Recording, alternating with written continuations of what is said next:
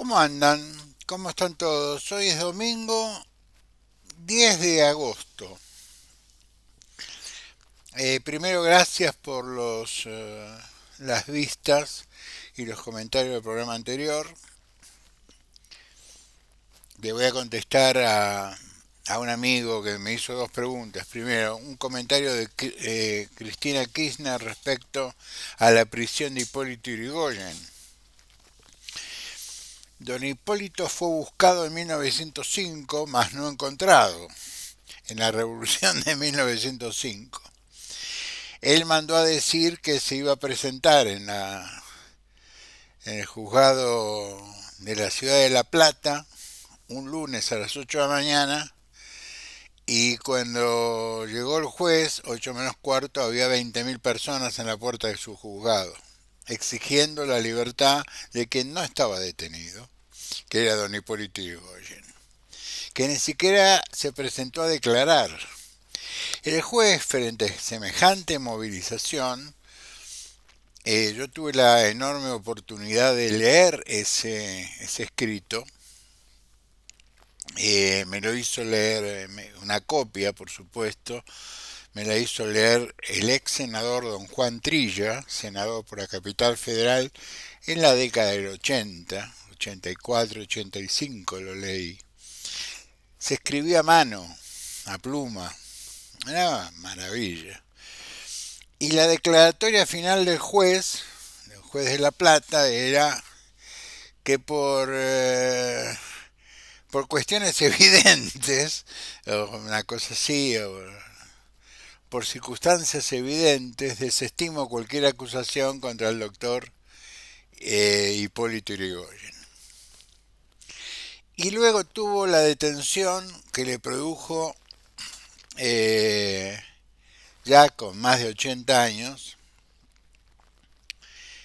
el golpe militar del 30, ese que festejó tanto Perón siendo capitán. Eh, José Félix de Uriburu lo mandó preso a la cárcel de Ushuaia. Todo el mundo sostiene que su breve paso por Ushuaia le adelantó la muerte. Marcelo Torcuato de Alvear, que en ese momento estaba en París, yo esto alguna vez lo conté, volvió. En esa época los barcos anclaban en el puerto de Montevideo, porque Montevideo es puerto de aguas profundas, Buenos Aires no, y había que cruzar en una lancha, en una chata, un barco de poco calado, en un vapor. Y los amigos estaban en el exilio en Uruguay, gracias a Uruguay siempre exiliando radicales, aunque sea de paso, como en algún caso personal. Le aconsejaron a Marcelo: no vayas a Buenos Aires porque te van a detener. Y él dijo: vengo a eso, vengo a estar con mi presidente. Y fue a parar a Ushuaia con su presidente. Uno de los hombres, si no el hombre más rico de la Argentina. Lo era mucho antes de ser intendente, lo era mucho antes de ser presidente, lo era mucho antes que naciera él mismo. Y los vecinos de Buenos Aires, que van al Rosedal, que van al Parque 3 de Febrero, todo que está enfrente de obras sanitarias, Pampa, Figueroa Alcorta, Libertador, todo eso era un bañado. Era un gran bañado hasta la calle Tagle. Él estaba de novio con una cantante de ópera, una italiana, la Pacini, a la cual hizo cerrar la ópera de París para escucharla él solo, con una copa de champagne. Ella se llevó un pañuelo perfumado iban en un chariot, y se puso un pañuelo porque los bañados tienen feo olor. Entonces él era intendente de la ciudad de Buenos Aires mientras don Hipólito era presidente en la primera presidencia, en 1816, 17, 18. Entonces al día siguiente fue a la municipalidad y dijo, ¿cuánta plata hay? No hay plata, Marcelo. Bueno, llamen a un francés que era un urbanista famoso. Livingston contaba muy bien esta historia, el arquitecto. Livingston, perdón. Y hizo llamar a un urbanista, un especialista en parques. Hizo el Parque del Rosedal, el 3 de febrero, el Parque Asturiano, todo eso que nosotros disfrutamos desde la calle Tagle, donde después se tuvo la cancha de River, o antes había estado la cancha de River, hasta, hasta la calle Pampa. Todos esos parques, los lagos, etcétera, etcétera, fue un regalo de Marcelo Torcuato de Alvear, intendente radical, a la ciudad. Pues la ciudad no tenía en ese momento presupuesto para, para hacer semejante obra. Esos eran los radicales de principios del siglo XX.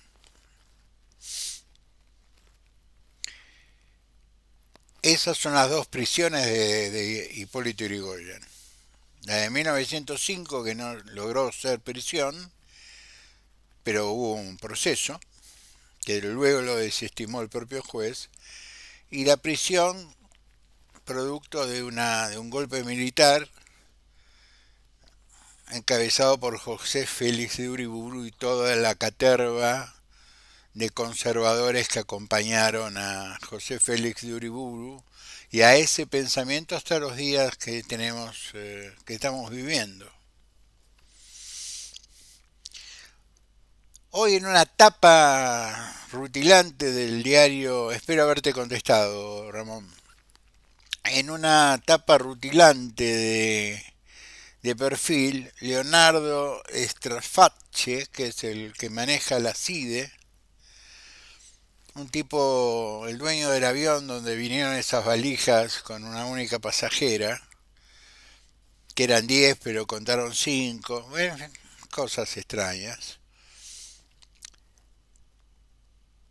Eh, lo relacionan con Daniel Haddad, que es el dueño de Infobae, y con los últimos 20 años de corrupción política en la Argentina.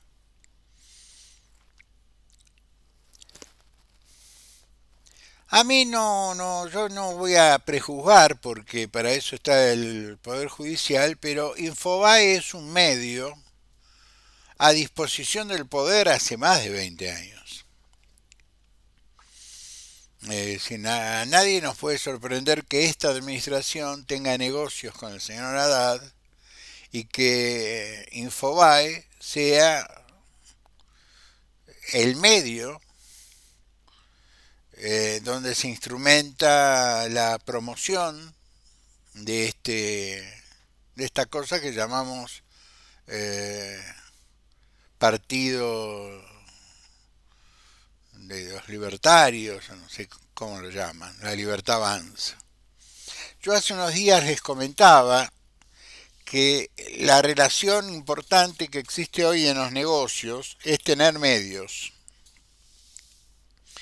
porque los medios te forman opinión y la opinión es la que define las elecciones y las elecciones es lo que te permite hacer negocios. Entonces, si yo quiero hacer negocios necesito medios. Es decir, si quiero hacer negocios con la política, necesito medios. Por eso no me importa si el medio me da pérdida por sí, porque la ganancia del medio no es el medio, sino que el medio produce. Entonces, yo tengo el Clarín, La Nación Más, Infobae, un montón de medios satélites que te repiten la misma monserga permanentemente. Lo hicieron con Cristina, lo hicieron con Alberto, lo hicieron con Macri en menor medida, porque con Macri tenían algunas cuitas pendientes, pero también lo hicieron, y lo hacen groseramente con Milei. Groseramente con Milei. Bueno, yo hablo de La Nación, hablo del diario de La Nación y de La Nación Más. Siempre vas a encontrar editorialistas que por su propio peso específico, el caso de Joaquín Morales Solá, son capaces de mantener su línea editorial porque el que firma viste el diario. No es el diario vestido por el que firma. Como en el caso de Liotti, por ejemplo. Liotti hoy hace una editorial en el diario de la Nación donde dice se murieron, no hay más partidos políticos. Yo diría primero, hay frentes, los frentes son armados por partidos políticos. En la Cámara de Diputados y en la Cámara de Senadores de la Nación hay partidos políticos con representación parlamentaria, la Unión Cívica Radical, el PRO, el Partido Justicialista, el MID. Partidos políticos hay. Lo que cambió es el modelo de gestión de los partidos políticos, que en vez de ser partidos políticos per se juntan con otros partidos políticos, con agrupaciones políticas, con personalidades políticas, que no necesariamente tienen un partido atrás, y arman un frente. Y esto a la Nación le parecía fantástico hace unos años atrás, ahora les molesta. Al mismo Liotti. Liotti era un tipo que proponía que los partidos políticos tenían que ir en frentes, que había que terminar con la individualidad política, que la política era una cosa mucho más abarcativa. Y cuando la política le hace caso a Liotti, Liotti sale a decir murieron los partidos políticos.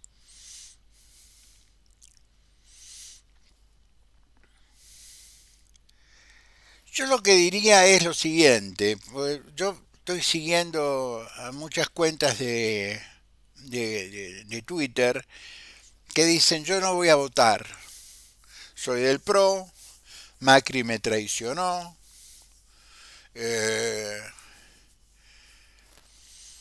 Jorge Macri me traicionó, el acuerdo con la Libertad Avanza es un acto de traición.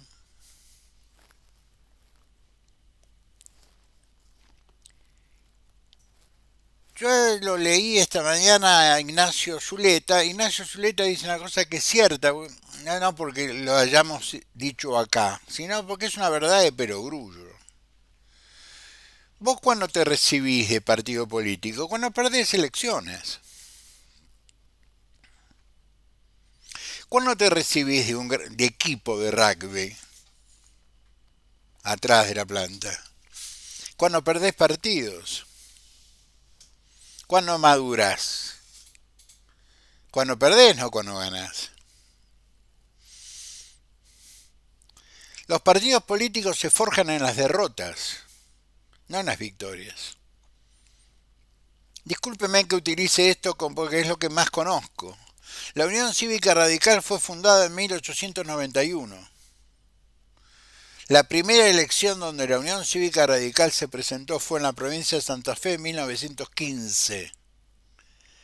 Y un año después, Hipólito Yrigoyen se presentó en las elecciones nacionales y fue el primer presidente electo con la ley Sáenz Peña, es decir, con el voto universal, secreto y obligatorio.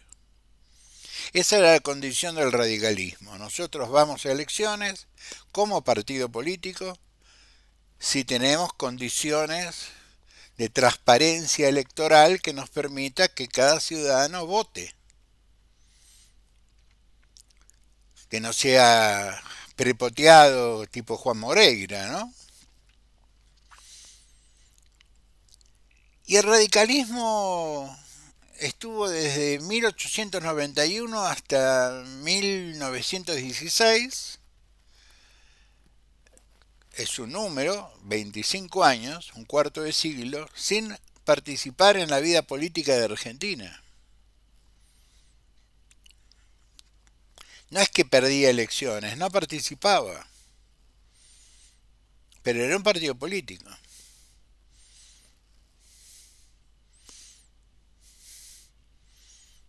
Ganamos elecciones, perdimos elecciones, existimos. Vamos a un frente, vamos a otro frente, gobernamos solos como gobernamos acá, solos en un frente con partidos locales. Pero básicamente el gobernador y el vicegobernador son dirigentes radicales. Gobernamos Santa Fe junto al PRO. La vicegobernadora de Santa Fe es una mujer del PRO.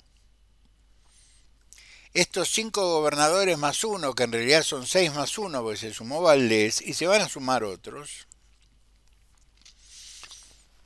a los cuales los llaman la tercera vía, que empezaron a llamarlo despectivamente la tercera vía, y cada día que pasa los llaman la tercera vía con un poco más de respeto, porque cada día se suma más gente, más dirigentes, que esos dirigentes traen sus propios electorados. Porque la Argentina probó todo. Probó los partidos solos, probó los partidos en frentes, probó los partidos en frentes que tenían coincidencias dogmáticas, probó con partidos en frentes que no tenían coincidencias dogmáticas, el radicalismo del PRO es el mejor ejemplo.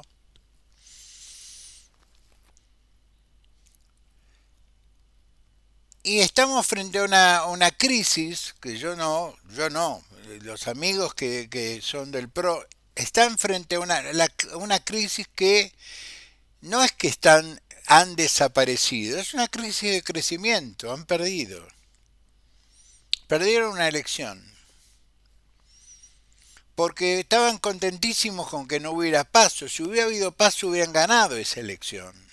Porque hubiera ido los radicales, hubiera ido en la misma boleta, hubiera ido Horacio Rodríguez Larreta, hubieran ido un montón que fueron sueltos contra la chequera del gobierno y la doctrina peronista. No hay que olvidar que Santoro hizo una elección extraordinaria.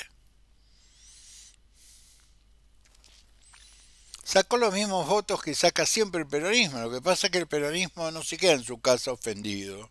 Va y vota. Entonces yo lo que les pido con todo cariño, antes de desarrollar lo que queda del programa, es que se saquen de la cabeza la idea de que no hay que ir a votar. Hay que ir a votar, hay que estar a las 8 de la mañana ahí. Digo a las 9, porque si van a las 8 por ahí los sientan en la mesa. A las 9 todos con el DNI a votar. Y si están enojados con este gobierno, hay una tercera vía, si no quieren votar el peronismo. Está el partido de López Murphy, que le saca votos a Milei, no le saca votos al radicalismo o a la tercera vía. Es decir, a los 6 gobernadores más uno. En política todo el mundo tiene historia. Margarita Stolbizer hace 30 años que vive del Estado, leí hoy en un tuit. Y hace 30 años que la votan.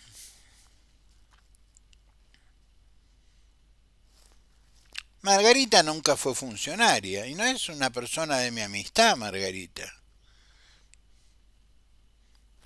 Cuando fue presidenta del partido yo la denuncié porque ignoró una denuncia sobre un abuso de afiliaciones dobles y triples en el distrito de Tigre. Pero tengo que ser honesto, eso es una mujer que sigue viviendo en la misma casa de siempre. Y nunca llegó a ningún cargo de carácter ejecutivo, siempre fue en cargos legislativos. La votó la gente. Si a vos te vota la gente, chau, asunto terminado. Busquen cuántos años fue legislador Palacios, por ejemplo. Palacios era senador, diputado, senador, diputado, senador, diputado, y con alguien le faltaba respeto batía duelo.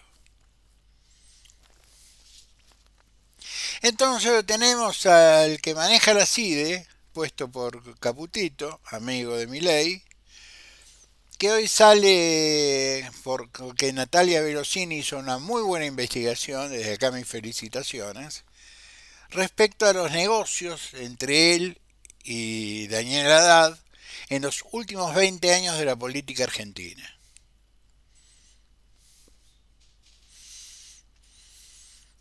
Después está Eduardo Elskain, que es un hombre de la colectividad israelí, que se quedó con la última mina de San Juan por licitación, íntimo amigo del señor presidente de la Nación, va a exportar oro, no el oro que exportó Caputo, que no sabemos a dónde, va a exportar oro porque el oro no paga impuestos, no paga retenciones.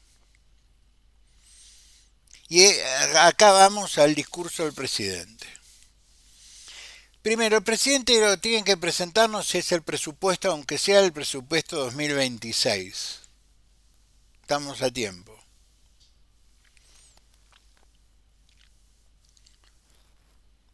Queremos saber cuánto dinero ingresa por impuestos, queremos saber cuánto dinero sale, y eso la única manera de saberlo es con un presupuesto. Terminemos con la discrecionalidad del jefe de gabinete o del señor ministro de Economía, que no tiene ningún problema de perder 500.000 billones de pesos en la timba del dólar futuro, pero no tiene plata para pagarle a los jubilados.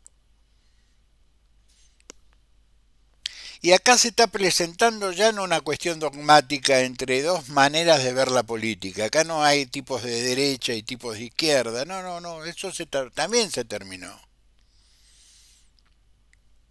Ya es una discusión de los años 70. Poner hasta los 80. Ya en los 80 era una discusión vieja. Ni les cuento en los 90. Era arqueológica la discusión izquierdas y derechas. Acá se trata de ser decente o no serlo. Es así de sencillo, no es tan complicado. Y tenemos un gobierno que no da muestras de decencia republicana. Primero, no tenemos presupuesto. Yo entiendo que el primer año corrió el presupuesto del año 2023, porque bueno, el 2024, pero ¿por qué no presentó el presupuesto en el año 2025 todavía? Cuando tendría que haberlo presentado en el 2024. Porque él asumió el 10 de diciembre del 2023. ¿Por qué no presentó el presupuesto del ejercicio, no del 2024, del 2025, pero en el ejercicio 2024? Porque el presupuesto es un año antes. Y no hace un monólogo de 20 y pico de minutos diciendo lo obvio. En el 2001 se firmó una ley que llamaba de también congelamiento del déficit fiscal. Y así nos fue.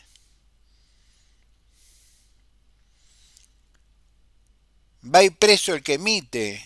No vamos a emitir más, porque aparte el pibe se le escapa. Esa masa de pesos enorme, grosera, que está dando vueltas por el país, que alimenta los plazos fijos, que alimentan los bonos, las LELIC, las ex LELIC, las futuras LELIC, lo que sea, es emisión, porque la Argentina no produce. Porque si vos tenés una Argentina que cae su nivel de producción, sube su nivel de desocupación, ¿por qué hay tanto dinero dando vueltas? El dinero surge de la transacción. El dinero que emite el Estado surge de la necesidad que el Estado ve en el mercado. ¿Y vos cuándo tenés necesidades de dinero en el mercado? ¿Cuando hay mucho consumo o cuando hay bicicleta? Consumo no hay bicicleta. Ponga plazos fijos, te pagamos el 40%. Te lo anuncian por televisión. No pongas el dinero a producir. No podés poner el dinero a producir porque vos necesitas un crédito para comprar 3 heladeras para poner un kiosco, necesitas ir a un banco y el banco te arranca la cabeza.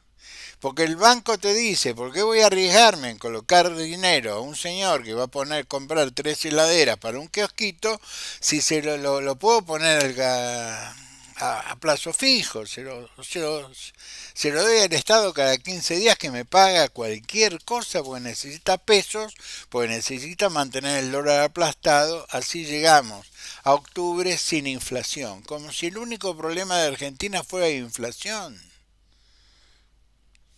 Y si vos no tenés trabajo y no te entra dinero a tu casa, la inflación es para el que tiene, no para el que no tiene. La inflación le sirve a aquel que tiene ingresos fijos, pero tenés que tener ingresos fijos. Y todos los meses hay miles de argentinos que pierden sus ingresos fijos, porque pierden su trabajo. Y los que tienen ingresos fijos por ley, que son los jubilados y pensionados, resulta que la inflación real es superior a la inflación que te dicen. Ahora vamos a para julio, hablan del 1.8. Ustedes ven, los que salen a hacer compras, que la inflación es del 1.8.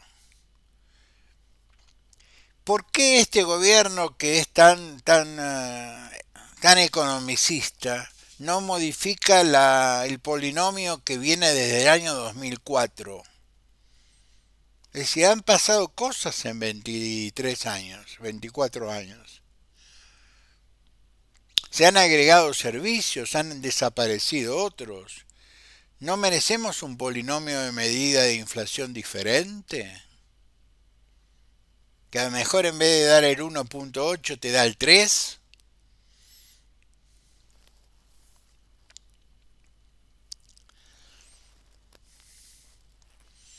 Yo quería hacerles estos comentarios así brevemente. La tercera vía, que fue tomada un poco en joda, ya no está tan en joda. Y voy a dedicar los últimos minutos, sí, los últimos 3 4 minutos, a mis amigos del PRO, a mis queridos amarillos.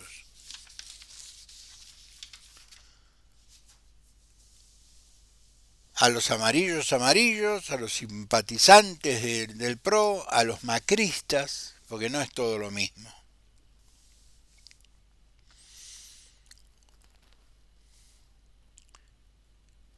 Yo hago la diferencia que hago con De Loredo. ¿Se acuerdan que yo le decía, De Loredo, ¿por qué no vas internas? En vez de decir dónde tiene que ir el radicalismo de Córdoba, que no quiere ir con la Libertad Avanza, anda internas.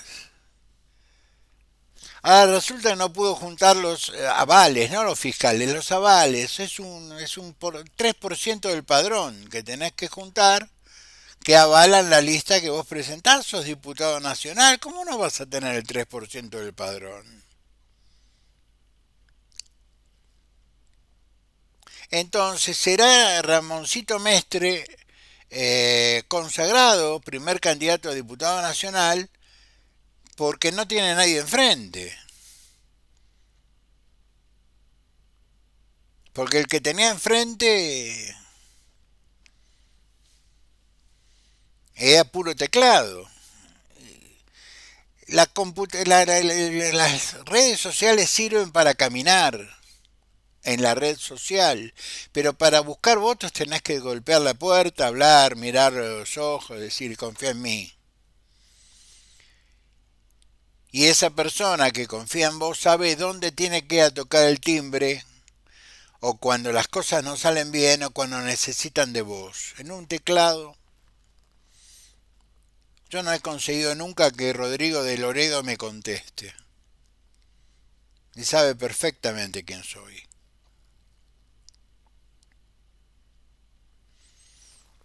a mis amigos del PRO. Para Mauricio el PRO es una herramienta, es ingeniero. Cuando nosotros analizamos a los dirigentes políticos, a los espacios políticos, los tenemos que analizar desde conceptos un poco más sociológicos, más antropológicos y menos pasionales. El PRO fue una herramienta, es una herramienta, que le sirvió a Mauricio Macri para tener 5 gobiernos en la ciudad de Buenos Aires, para tener senadores, para tener diputados, para ser presidente.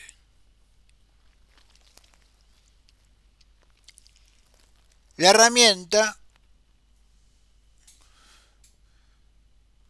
compite en el espacio cree que compite en el espacio de los sectores medios. Entonces tenemos 3 partidos que disputan históricamente los sectores medios. Históricamente el radicalismo, nuestro primer adversario serio fue el PRO, además el MID, es decir, el Partido Intransigente, fueron anécdotas, la Unión del Centro Democrático, fueron, yo diría, pequeños clubes de amigos bajo la ley de los partidos políticos, pero partido en serio, el PRO. El PRO nos dio batalla, nos ganó. Y cuando el PRO quiso tener un presidente se dio cuenta que necesitaba la máquina radical, como necesitaba Lilita Carrió, en fin, nos juntamos. Y fue una buena experiencia. Fue para mí una extraordinaria experiencia. Y el gobierno de Mauricio fue un muy buen gobierno. Visto así a la distancia y sobre todo viendo lo que vino después, lo que Fernández, Milei. Los gobiernos, los dirigentes crecen, lo dije en el último programa, cuando van pasando los años y vos podés comparar. Entonces decís, Alfonsín fue lo más grande que dio la democracia desde el 83 en adelante porque tenés con qué comparar. El respeto a las instituciones, en el respeto a la ley, el respeto a la Constitución, ahí, cabeza a cabeza, en esos valores, Macri no tiene nada que envidiarnos. Ideológicamente, un tipo de derecha, pero respetuoso de la Constitución, respetuoso de las leyes, metió mal aconsejado dos jueces del Superior Tribunal por decreto y cuando se dio cuenta que era un disparate, reculó. No le molestaba recular. Un demócrata no tiene que tener problemas para recular. Para decir me equivoqué, vuelvo para atrás.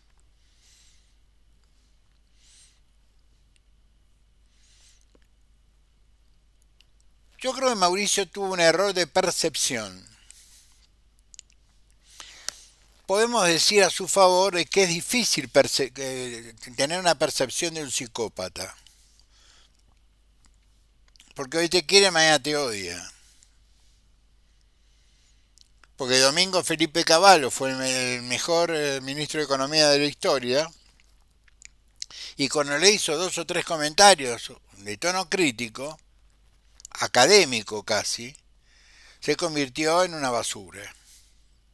Entonces, frente a un tipo de esa personalidad, primero, sus opiniones a mí me resultan absolutamente intrascendentes. Pues no son las opiniones de un tipo que tenga su carácter lo suficientemente formado y construido y equilibrado como para tener una disposición discursiva racional. Días pasados dijo voy a dejar de insultar y siguió insultando, porque dijo voy a dejar de insultar, así los brutos discuten conmigo. Con Milei discuto yo de economía. Porque él tiene una licenciatura en la Universidad de Belgrano. Yo no quiero ser ofensivo, ¿eh? Pero yo viví muchos años de las finanzas, de algo entiendo de este tema.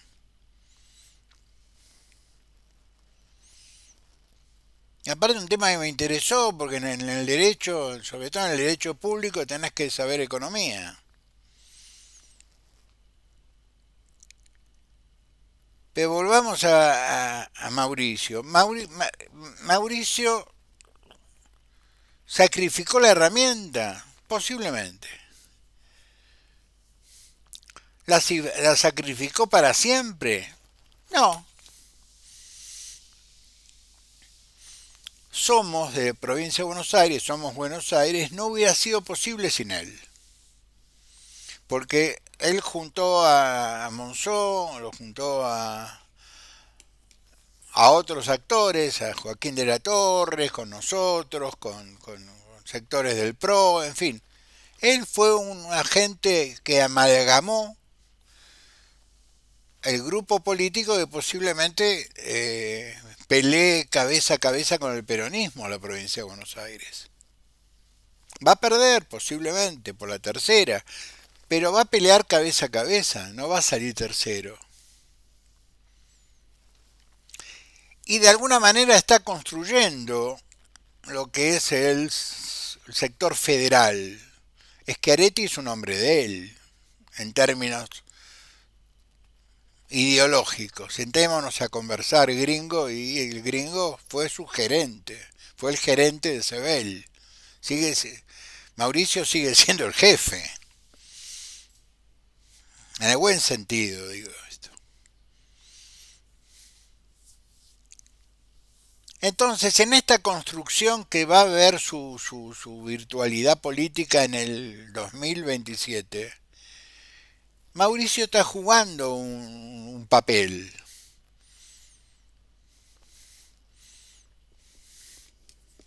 Por eso yo lo que los invito a los amigos del PRO que me escuchan es a pensar que los partidos políticos son herramientas y se reciben de partidos políticos cuando son derrotados.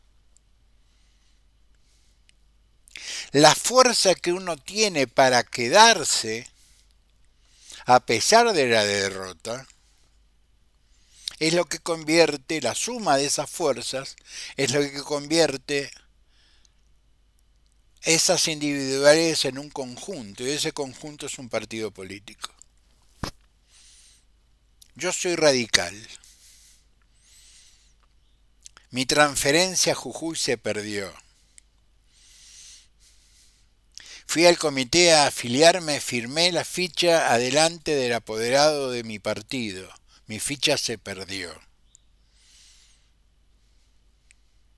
No mucha gente va a la oficina de la Junta Electoral a afiliarse. Y aparte sabían a quién estaban afiliando.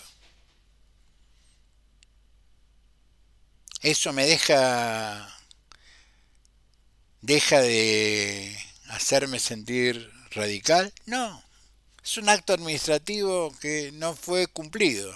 Yo sigo siendo radical, me moriré radical.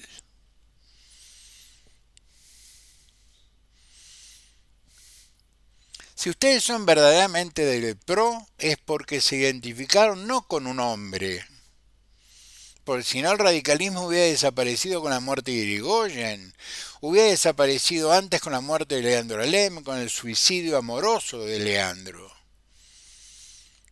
Hubiéramos desaparecido cuando llegó Perón, que nos comió todas las banderas. Hubiéramos desaparecido cuando apareció Frondizi. Hubiéramos desaparecido en las dictaduras cuando derrocaron a Ilia. Hubiéramos desaparecido con De la Rúa.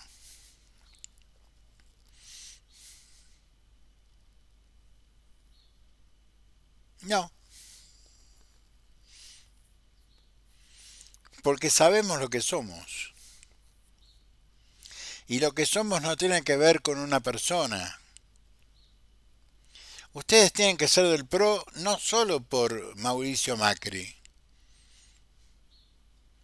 Ustedes tienen que ser del PRO porque representan una forma de pensar parecida a los radicales, pero no tanto, con ideas liberales, pero no son libertarios.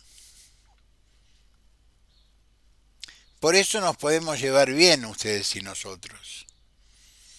Porque a nosotros nos diferencian pinceladas. Hay que discutir mucho para encontrar diferencias entre nosotros. Seguramente el aspecto económico de la aplicación de los ingresos del Estado. En ese sentido, nosotros estamos un poco más a la izquierda. Pero somos como primos hermanos, porque el PRO en realidad es una liaison de hombres del liberalismo con hombres del radicalismo enojados con la conducción de la capital federal. Yo lo que les pido es que no abandonen, no voten en blanco, vayan a votar. Y si no están de acuerdo con mi ley, voten en contra, pero voten. Los quiero mucho, les mando un beso grande, nos vemos en la semana. Gracias.